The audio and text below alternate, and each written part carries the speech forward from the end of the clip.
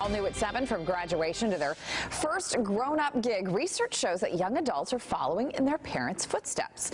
A study by Accenture Strategy shows that unlike millennials, Generation Z wants more stability when it comes to their education and their career, and that starts with how they choose their degree. And joining us this morning to talk more about it is Louis Douglas with Kavaliro Staffing. Great to see you. Thank you for being with us, Louis. Okay, so let's talk first about this one statistic, which I think is interesting, that 88% of kids going into college really think about whether or not they can get a job in that field before they pick their major. Right.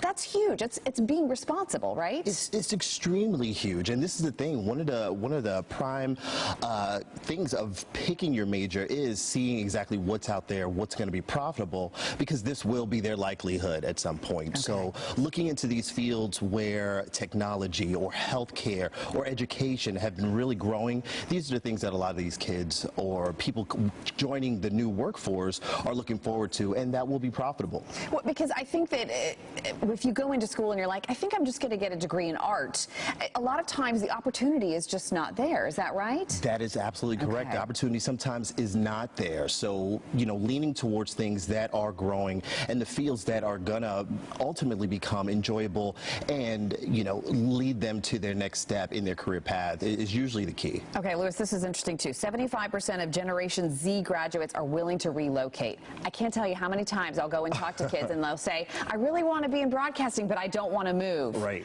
And I always say, gosh, you really have to, right? Sometimes. But, Amy, oddly enough, a lot of businesses are bringing a lot of companies into this marketplace, into the Central Florida marketplace. So there's a lot of promise here in our market. However, if you do have the means to expand a broader horizon, I say go for it. Yeah, absolutely. And it's such a great growing experience, too, to move somewhere, to start anew. Okay. This is interesting as well. 62% expect to stay at their first job for 3 years or more. That's a good thing, right? Very much so. Okay. I'm a firm believer in retention, and staying even longer than 3 years is something I recommend. I personally recommend at least 5 years. What this does is it shows employers that you have the consistency to stay within one company, and also all of the invaluable resources or things that you have picked up along the years are going to extremely help them along the way. Because what does it say to an employer, a potential employer, if they look at your resume and you've changed jobs every year or two? Well, you look like a job hopper now, and they kind of makes an employer looking at your resume as, what is the reason this person wants to move around so much?